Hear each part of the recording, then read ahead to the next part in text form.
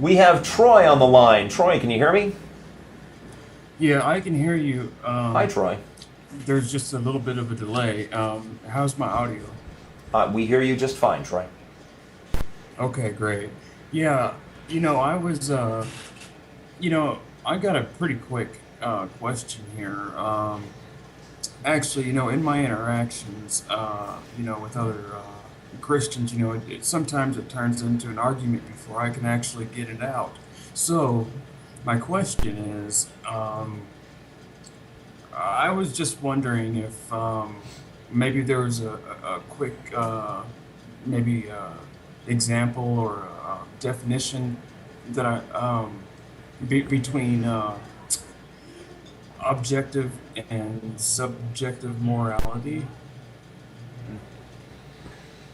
Objective and subject. Well, I think what people usually mean when they're talking about that difference is subjective morality is when people decide what's right and wrong based on their own personal situations and preferences, and objective morality would be some set of external rules or obvious facts that would provide the guidance to behavior.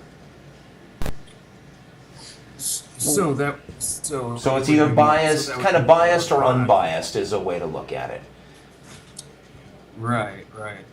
I don't think that you personally, and we have different hosts on the show and we think different things, but personally, I don't think there's such a thing as objective morality as a pre-packaged system of instructions that's out there somewhere for us to find and look at. I think what there is are objective facts, and then we need to process those into an understanding of what are functionally good ways to behave and effective ways to behave in the long term, and do that without allowing our own bias to interfere too much. So you That's would how I agree see that it definitely varies from time to time and culture to culture, huh? Well, absolutely. People's moral rules vary from time to time and culture to culture. They change and evolve. That has for sure happened. Mm-hmm. Yeah, I would agree.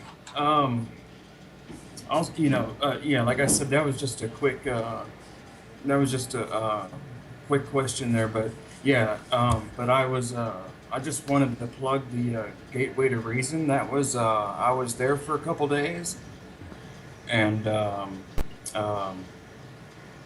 stayed at an awesome hotel, but it was pretty close by, and so I was there to see most of the 2 days, and got to see Matt and talked with David Fitzgerald for a little while, and boy, it was a full house, man. It was packed with a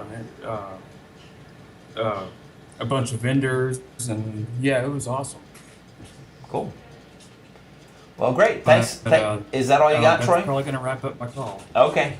Thanks very much. Where were you calling from, by the way? All right, cool. Thanks. Troy, where were you calling from? Oh, I'm calling from Jefferson City, Missouri. Okay. About 2 hours away from where that was going on. Okay. All right. Thanks very much. All right, cool. Thanks. Yeah. Morality thing. There's an objective reality, regardless of what we believe, but objective morality, I think, is a whole different ballgame. Because when we think about morality, it's really our opinions, whether we're taught them or we develop them along the way. And objective would mean and refer to things that are outside or above or transcending our individual thoughts, but instead being a more collective idea that everybody shares. Exactly. But when it comes to morality, we don't all share the same moral attitude about any issue, not 100% of all humans. Right, and you can't, and because morality, or the reality, did not provide us with,